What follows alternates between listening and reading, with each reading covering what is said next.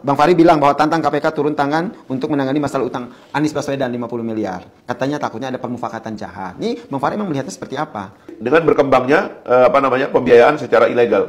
Nah, saya mengatakan itu tidak boleh. Termasuk perjanjian-perjanjian kayak gitu di belakang layar itu. Itu kalau terungkap itu harus ditangkap. Menurut saya ya. Kenapa begitu? Oh iya dong, seseorang memberikan Anda uang tidak secara transparan, maksudnya apa? Kan kalau Anda ikhlas kan ada ketentuan undang-undang. 2 miliar untuk pribadi, kalau pribadi mau nyumbang 2 miliar. Dan kalau orang itu misalnya orang kaya, nggak mau pakai uang anunya sendiri, dia bisa minta tolong kepada banyak orang, sumbang-sumbang. Tapi transparan, diperiksa. Dalam bentuk sumbangan ya? Dalam bentuk sumbangan. Kalau ini dalam bentuk perjanjian. Kalau ini kan perjanjian, ya kan? Mengalirkan uang dalam kampanye yang tidak dilaporkan. Itu ilegal itu. Harusnya ditelisik ini ya. Iya, bukan. Janji. Yang kedua, hutang 50M. Yang terakhir, Pak Sandi menyebutkan setelah didoakan dan juga dipertimbangkan, didiskusikan dengan keluarga, beliau ikhlaskan hutang 50M itu. Menurut tanggapan Pak Anies? Jadi begini, pada masa kampanye itu banyak sekali yang melakukan sumbangan. Banyak sekali. Ada yang kami tahu, ada yang kami tidak tahu. Dan ada yang memberikan dukungan langsung kepada apakah relawan, apakah tim. Nah, kemudian ada pinjaman, sebenarnya bukan pinjaman, dukungan yang pemberi dukungan ini meminta dicatat sebagai hutang. Jadi dukungan yang minta dicatat sebagai hutang. Lalu kami sampaikan, bila ini kan dukungan untuk sebuah kampanye, untuk perubahan, untuk kebaikan. Bila ini berhasil, maka itu dicatat sebagai dukungan. Bila kita tidak berhasil dalam pilkada, maka itu menjadi hutang yang harus dikembalikan. Oke. Jadi itu kan dukungan tuh. Nah, siapa penjaminnya? Yang menjamin Pak Sandi. Jadi uangnya bukan dari Pak Sandi. Itu ada pihak ketiga yang mendukung. Kemudian saya menyatakan, saya ada suratnya, surat pernyataan hutang. Saya yang tanda tangan. Dan di dalam surat itu disampaikan, apabila pilkada kalah, maka saya berjanji, saya dan Pak Sandiaga Uno berjanji mengembalikan. Dan saya dan Pak Sandi, yang tanda tangan saya, apabila kami menang pilkada, maka ini dinyatakan sebagai bukan hutang dan tidak perlu, jadi selesai lah. Gitu, itu bentuk dukungan ya, dan sudah selesai, betul. Jadi itulah yang terjadi. Makanya begitu pilkada selesai, menang, selesai. Saya ingin garis bawahi, Bu Mary di sini. Kenapa kalau kalah malah bayar? Iya, kenapa? Kan kalau kalah bayar. Iya. Biasanya orang berpikir kalau menang bayar. Gitu. Iya, udah kalah bayar lagi. Aduh, itu kan lebih beban lagi. Ya, biar motivasinya lebih serius. Kalau kalah, maka saya akan berada di luar pemerintahan. Maka di situ saya cari uang untuk mengembalikan. Mungkin saya bisnis, mungkin saya usaha apapun supaya mengembalikan. Saya di luar pemerintahan. Kalau saya menang, saya masuk pemerintahan, saya tidak cari uang di pemerintahan untuk membayar itu. Kalau tidak, saya harus ngumpulin uang bayar hutang. Lah, bukankah ini yang menjebak kita selama ini? Betul. Dengan segala macam praktek-praktek fundraising untuk apa? Untuk biaya pilkada. Kemarin sebaliknya. Bila kalah, maka saya di luar pemerintahan. Sah dong cari uang. Betul. Sah dong punya usaha. Betul. Tapi begitu menang, saya di pemerintahan, malah tidak usah. Justru itulah dukungan Anda untuk Jakarta yang lebih baik. Betul, bukan? Dukungan untuk membawa perubahan itu. Perubahan Jakarta. Jadi mengembalikannya dalam bentuk perubahan. Janji apa yang bakal dikerjakan gitu kan. Persis. Itu mindset baru. Cuman kan itu ada perjanjian yang karena ada seseorang yang mengungkap, ya sekarang kita ceritakan. Ada dokumennya. Jadi kalau memang satu saat itu dianggap perlu dilihat, boleh aja, tidak ada sesuatu yang luar biasa di sini. Izinkan pertama saya menyampaikan terima kasih, apresiasi telah bersabar menunggu kehadiran kami beberapa waktu ini, dan sebuah kehormatan ketika saya bisa berdiri di hadapan para pimpinan perusahaan dari Jepang yang khusus berkunjung ke Indonesia. Dalam percakapan bulan lalu, beliau menyampaikan bahwa ini akan berbicara tentang kepemimpinan. sesuatu yang agak unik karena saya diminta bicara kepemimpinan di hadapan para pemimpin, sehingga ini seperti menggarami air laut. Semoga yang saya sampaikan memberikan manfaat.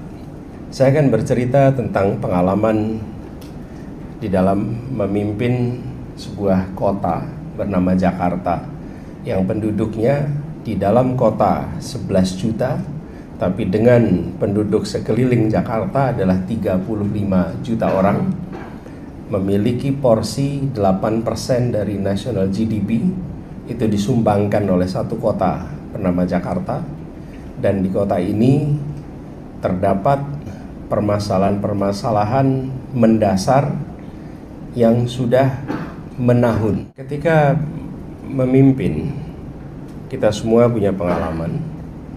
Semakin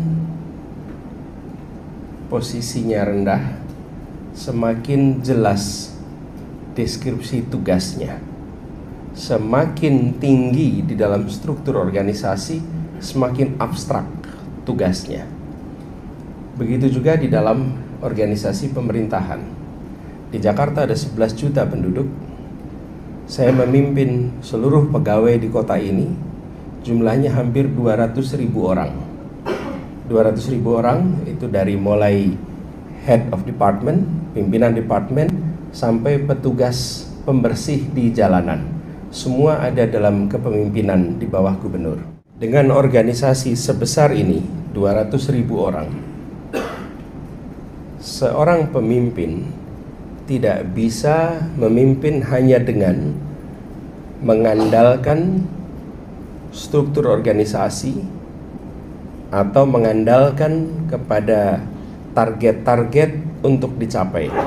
Tapi pemimpin harus memulai dengan menegaskan nilai-nilai yang dipegangnya dan nilai-nilai yang harus dipegang oleh organisasi. Nilai inilah yang kemudian saya rumuskan ketika saya memimpin Jakarta. Apa nilai-nilai yang menjadi pegangan? Satu adalah nilai keadilan. Yang kedua, halo teman-teman, berjumpa bersama saya di Politik Dangi. Teman-teman, kalau kita melihat bagaimana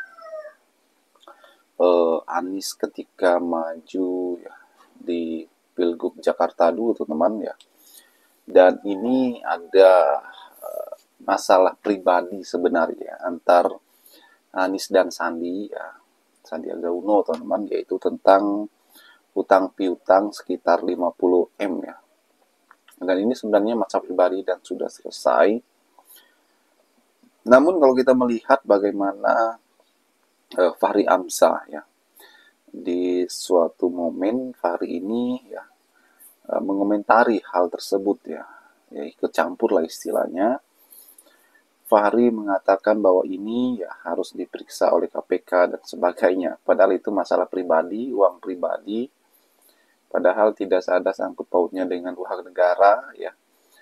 Dan kok tiba-tiba Fahri mengatakan bahwa itu adalah harus diperiksa dan sebagainya. Kan Fahri nggak nyambung, teman-teman. Padahal apa yang disampaikan oleh Fahri tidak sepenuhnya benar ya. Karena Anies sudah menjelaskannya di sebuah momen bahwa jika kalah yaitu tidak ada kesepakatan ya antar mereka, teman-teman, sehingga sudah selesai ya. Jadi tidak ada lagi permasalahan tersebut gitu. Namun para pembencinya Anies ya pasti akan ngotot bahwa itu akan diusut dan sebagainya ya, untuk menjatuhkan citra Pak Anies, teman-teman. Tapi apapun yang dilakukan oleh Fahri ya itu tidak akan bisa mengalahkan Anies gitu ya. Terbukti bahwa ketika Pilpres kemarin juga tingkat kemenangan Anies ya menurut saya ya itu juga cukup tinggi, teman-teman ya. Yang notabene Anies nggak punya partai ya, tapi beliau mempunyai kekuatan yang luar biasa sehingga ia mendapatkan suara 24% itu luar biasa, teman-teman. Kan kalau kita melihat bandingkan dengan Ganjar ya jauh ya. Ganjar hanya 16 dan Pak Anies 24 tuh ada hal yang luar biasa gitu. Jadi apa yang dikatakan Fahri itu tidak berpengaruh dengan Anies, teman-teman.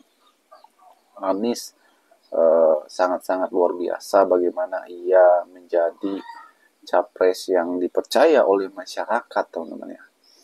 Bahkan saat ini Anies pun ya dijegal ya gak masalah ya, karena beliau itu adalah titik balik bagaimana ia saat ini menjadi membuat ormas untuk pemilu-pemilu ke depannya, mengambil pengalaman yang pahit untuk ke depannya, teman-teman.